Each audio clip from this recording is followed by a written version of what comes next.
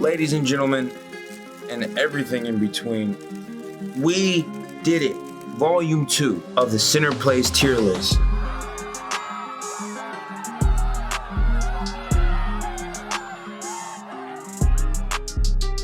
Volume 2 of the Center Plays tier list video, where I take all the story-based games that we've played so far, where I rank them from cream to crop, golden to foil. The first one was awesome, banger after banger. If you have not seen Volume 1, stop what you're doing, go watch it, so you're up to date with the rest of us. And I hope you stay, because we do shit like this. We got games, we got shorts, we got funny moments, we got all types of shit, and enjoy. If you watch the first one, I don't know if you notice anything different. One game has moved. All in all, still out of 9, and I'm putting it in A tier. Infamous Second Son, arguably my favorite game. It does not have the highest score, but it is my underdog on the list. I haven't played everything the game has to offer for me to give it a 10. Golden is where the upper echelon of video games rests. But additionally, Last of Us Part 1, it's still a 9. I know. Does it really deserve a 10 out of 10? And I got to thinking, I think it does. Is now a 10 out of 10 because I just realized I'm just shit. I was just shit. It didn't let me enjoy the game to the fullest. Thinking back now, it's a damn near perfect game. Anyway, moving on to the new shit.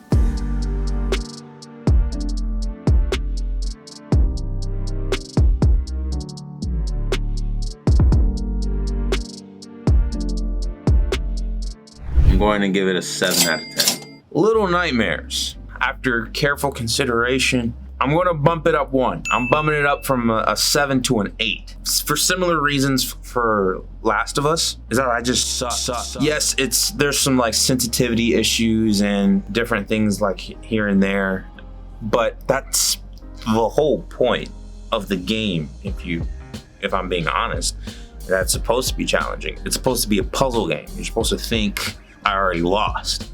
It's because they wanted me to think. I think it's an awesome game. Now that I thought about it, I've watched some of my clips and I watched some other people play it, and I really was like, damn, this is a cool ass game. I loved the world. I love the aesthetic. I love the story without directly telling you what the story is. Like I said, some sensitivity issues and different mechanics here and there that I just wasn't a big fan of. I'm not gonna let that hurt it too much like I did in the past. So without any further ado, Little Nightmares is sitting in A tier. I know, shocker, right? If you watch my playthrough, you probably were not ever gonna see that coming. As I got through the game, I loved it. I loved playing it. I'm still waiting to play part 2 when the wheel decides. Little Nightmares, A tier.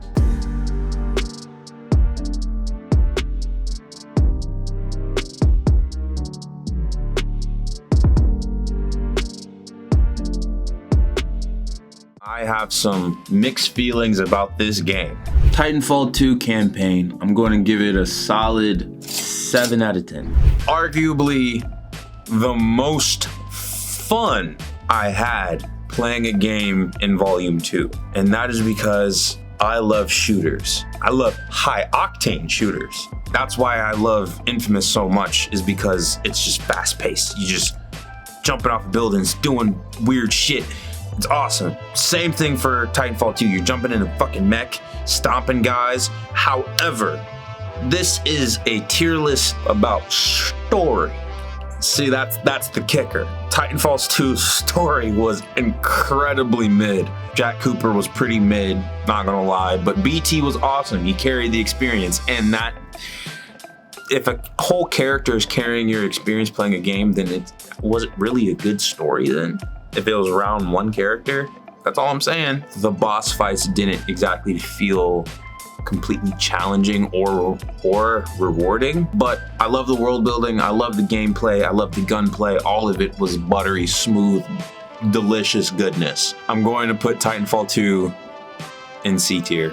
I know. So many people are like, that is crazy. It's still a 7. I love this game. I had so much fun that I can't place it any lower than a 7 or any higher.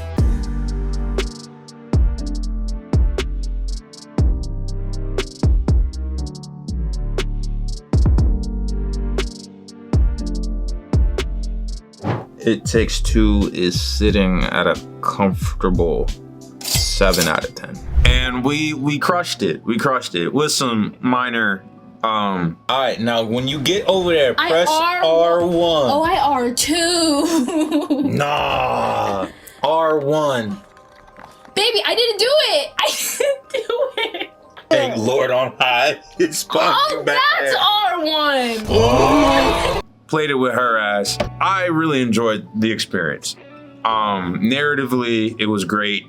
And Rose is a fucking demon. I'm sorry. Her character is written as such a sweet little girl, but the voice actor and the way they rigged her, she looks like Smeagol. She looks like Dobby. I wouldn't be roasting her like this if she wasn't such like an integral part of the story. It just really takes away from the immersion of she's supposed to be this like cute, precious little girl, and she just looks like a fucking goblin.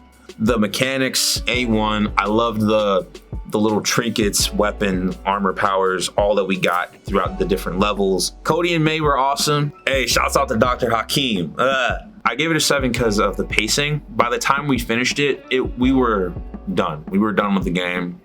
It was so long. We were tired of each other. We were sick of it all.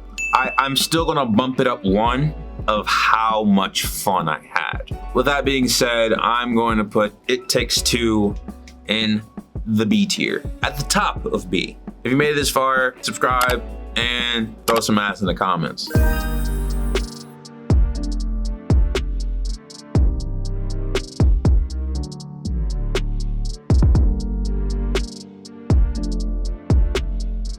Oh, sweet Lord, sweet Jesus. I'm going to place Shadow of the Colossus a nice 5 out of 10 coins. Now, let me start by saying I was really hyped getting into this game. That being said, I was severely underwhelmed. My pros of the game are this. If you enjoy a fun challenge game, go play it. If you enjoy dope character design and like big monsters, go play it. If you're looking for a story game, do not play this shit, bro. Don't play it. I thought Uncharted Drake Fortune's story was bad, but there's like the tiniest ounce of a story in Shadow of Colossus, and I mean that with so much respect and disrespect at the same time. Uncharted has my hate because it was just poorly executed. Shadow of Colossus, I was gonna keep it a 5, but I'm gonna actually take it down 1. Now I'm thinking back, because that game, that was the only, I remember this shit now. Why am I remembering it now?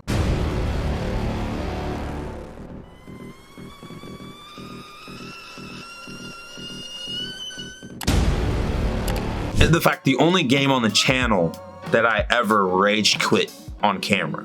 It was just the sheer amount of bullshit that I died to. I don't want to talk about it. It's entertaining, I think. So go watch it. And I am putting it at the very bottom of foil. Congratulations, Uncharted. You are no longer top op. It's close to being doo-doo. And I got beef with that horse. What's that bitch's name? Argo?